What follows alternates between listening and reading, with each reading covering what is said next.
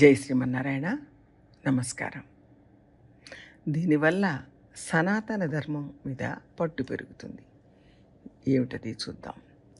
రామాయణంలో ఈ సంఘటన అందరికీ తెలిసిందే. రావణుడు సీతను తీసుకెళ్ళాడు. రాముడు బాధపడ్డాడు, కుంగిపోయాడు. అప్పుడు ఆయన ఇలా అంటాడు, లోకంలో ఒక అలవాటు ఉంది. మనం దేన్నైనా పోగొట్టుకున్నప్పుడు వెంటనే చాలా బాధపడతాం, చాలా దుఃఖిస్తాం. కానీ కొంతకాలం గడిచే కొద్దీ దాని నుంచి కొంచెం ఊరట పొందగలుగుతాం. ఇది మనిషిని పోగొట్టుకున్నా, వస్తువును పోగొట్టుకున్నా సహజంగా జరిగే పద్ధతి. ఎవరో మనకు తెలిసిన వాళ్ళు పరమపదించారు. వెంటనే చాలా బాధగా ఉంటుంది. కొన్ని రోజులు గడిచిన కొద్దీ కాస్త ఊరట కలుగుతుంది. ఇక్కడ రాముడు లక్ష్మణుడి దగ్గర ఇలా చెప్తున్నాడు, సీతని విడిపోయి 1 నెల, 2 నెలలు, 3 నెలలు గడిచేదాకా గుండెల్లో దుఃఖం గూడు కట్టుకొని చాలా బాధించింది. 3వ నెల గడుస్తున్న కొద్దీ క్రమంగా ఆ దుఃఖం కొంచెం తగ్గాలి లోకం తీరుగా చూస్తే. కానీ నా విషయంలో ఇది వేరేగా ఉంది. రోజులు గడుస్తున్న కొద్దీ దుఃఖం పెరుగుతోంది. ఏం చేయను లక్ష్మణ అని వాపోతాడు. గొప్ప విషయాలైతే రోజులు గడుస్తున్న కొద్దీ దుఃఖం పెరుగుతూ ఉంటుంది. ఇది ఒక ఉదాహరణ కోసం చెప్పుకున్నాం. ఇప్పుడు అసలు విషయంలోకి వద్దాం. సనాతన ధర్మం హిందూ ధర్మమా అని కొందరికి సందేహం కలుగుతుంది. హిందూ ధర్మం వేరు, సనాతన ధర్మం వేరు. అందులో మేము చెప్పే హిందూ ధర్మం వేరు, మీరు చెప్పే హిందూ ధర్మం వేరు. హిందువులు అనేవాళ్ళు వేరు, సనాతన ధర్మానికి సంబంధించిన వాళ్ళు వేరు అని 100 రకాల చర్చలు రోజు వస్తూ ఉన్నాయి, మనం వింటూ ఉన్నాం. ఎంతవరకు మనుషులను కన్ఫ్యూజ్ చేయొచ్చో అంతవరకు చేశారు. దాని గురించి తెలిసిన వాళ్ళు, తెలియని వాళ్ళు అందరూ మాట్లాడడానికి ముందుకు వచ్చి ఇంకొంచెం గందరగోళపరుస్తున్నారు. కొంతకాలానికి ఈ గోల తగ్గుతుంది.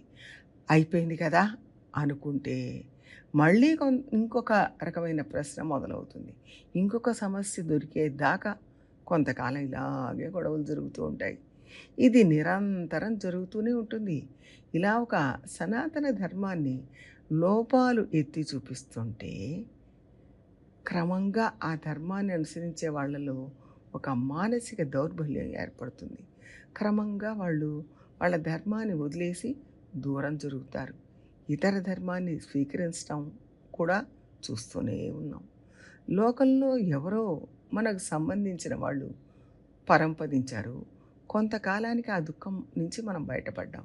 కానీ సీతను పోగొట్టుకున్న రాముడికి అలా కాకుండా దుఃఖం పెరిగింది అని ఇందాక చెప్పుకున్నాం.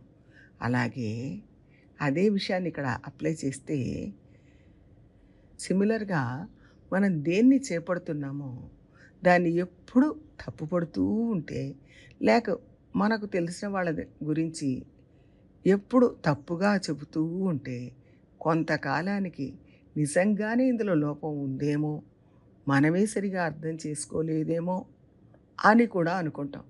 అలా జరగాలనే ఈ చర్చ అంతా జరుగుతోంది, జరిపిస్తున్నారు. హిందువుల పండుగలు వచ్చినప్పుడు ఏదో ఒక గొడవ చేయడం, రకరకాల లోపాలు వెతికి వెతికి ఆరోపించడం చేస్తూ ఉంటారు.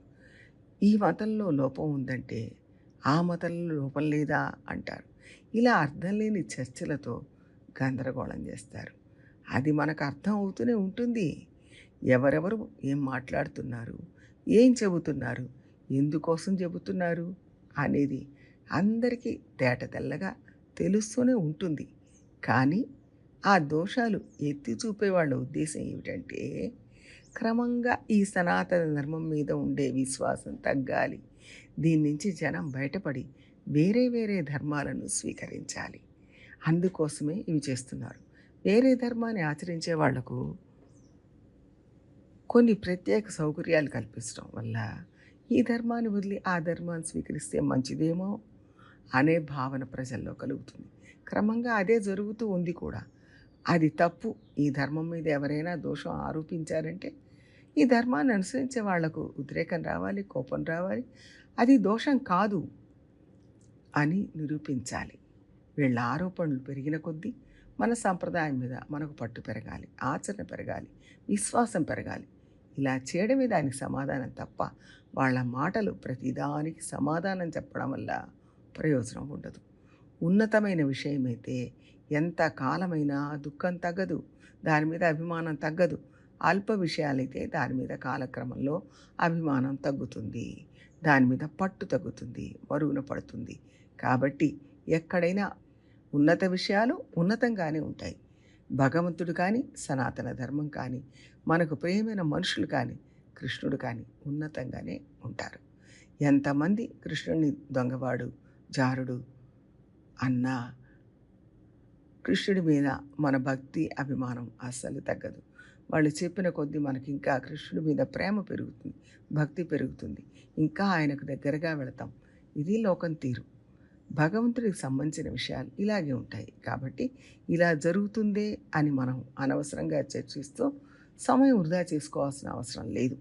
వ్యతిరేకించాల్సిన సందర్భంలో వ్యతిరేకించాలి, అంతే తప్ప మన మతం మరుగున పడిపోతుందేమో అన్న భయం అసలే అవసరం లేదు.